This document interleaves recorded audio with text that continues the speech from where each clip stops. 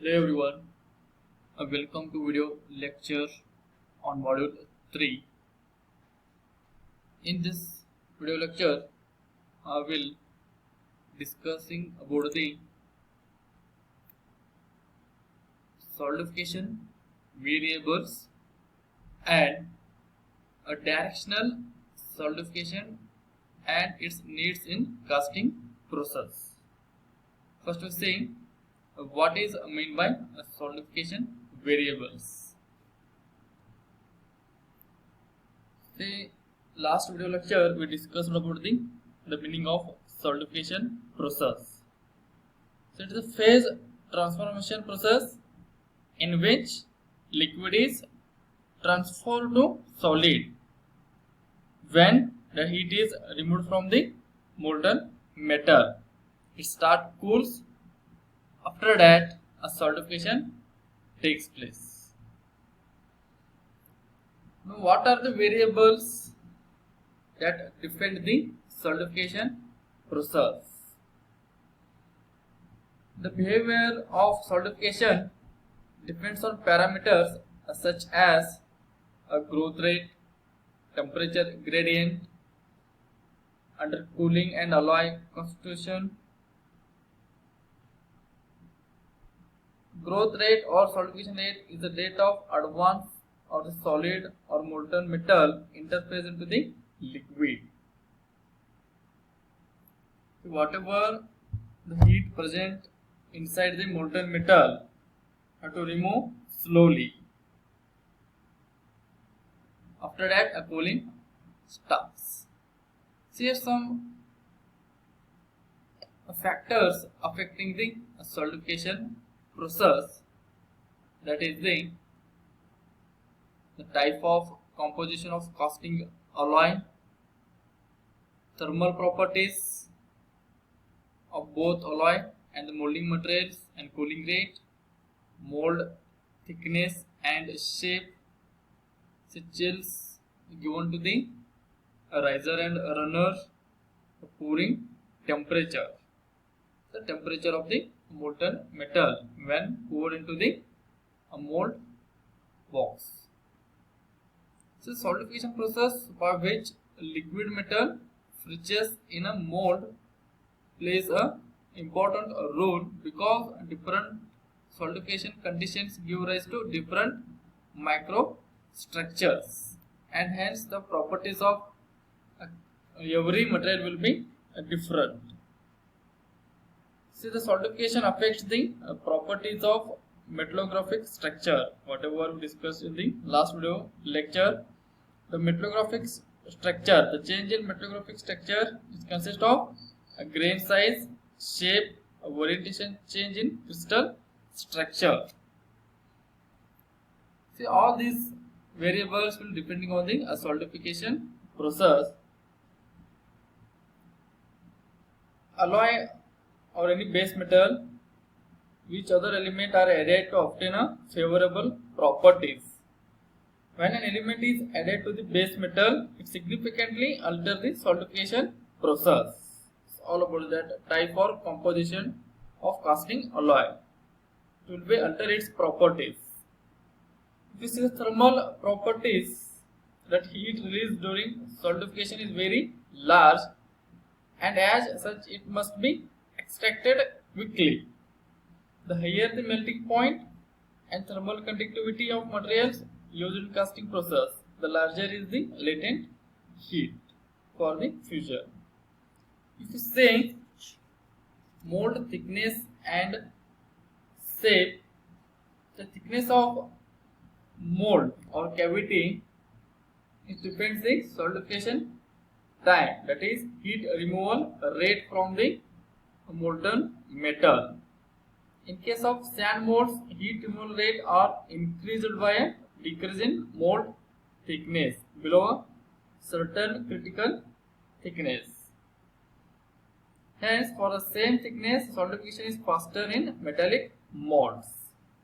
Similarly, chills gating system, solidification takes place at a certain rate relative to the thickness of the casting.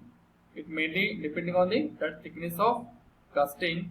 A casting should be designed to achieve controlled progressive directional solidification so that it becomes free from solidification related defects. Therefore, the location of chills and gates and risers, or use of chills and other means of controlling the freezing process must be added during the solidification process. The last one is the pouring temperature. So, pouring temperature of the molten metal must be higher than the solidification temperature of the metal. Why?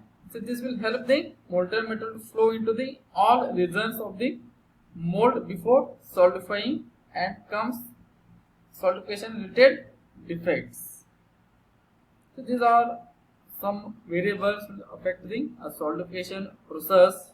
Next we say, so what is meant by a directional solidification process. So what happens during pouring the molten metal or filling in the mold?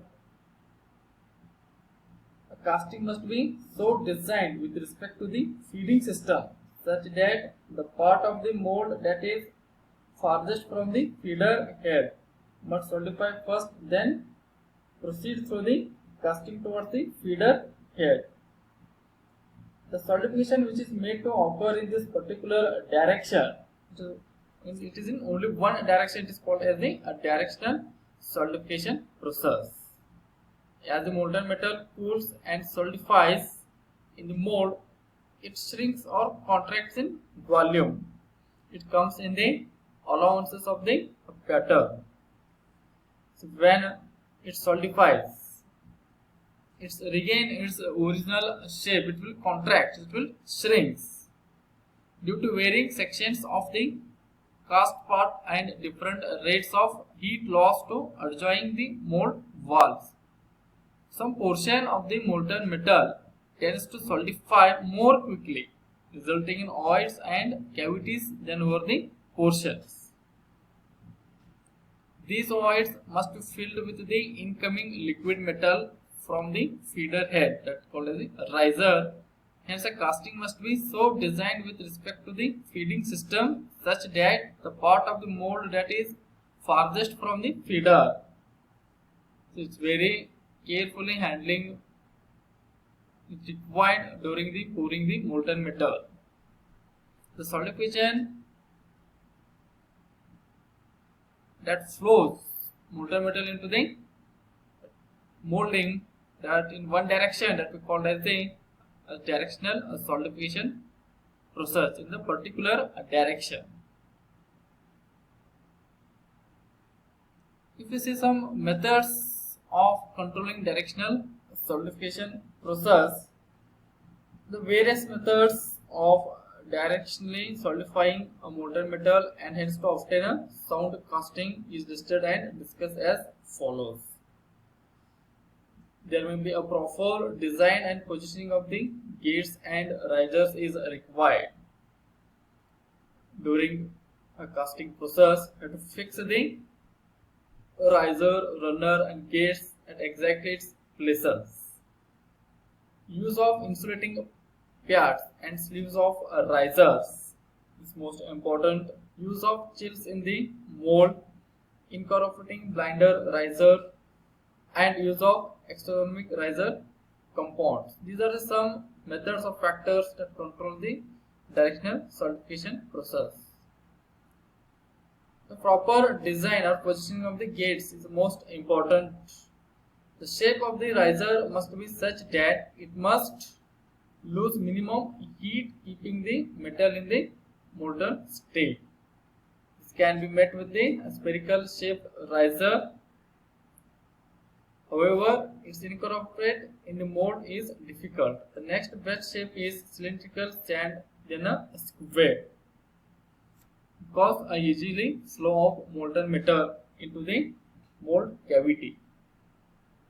So see, the cylindrical riser is commonly used and it must be at least 15 to 20% larger diameter than the section it is required to feed.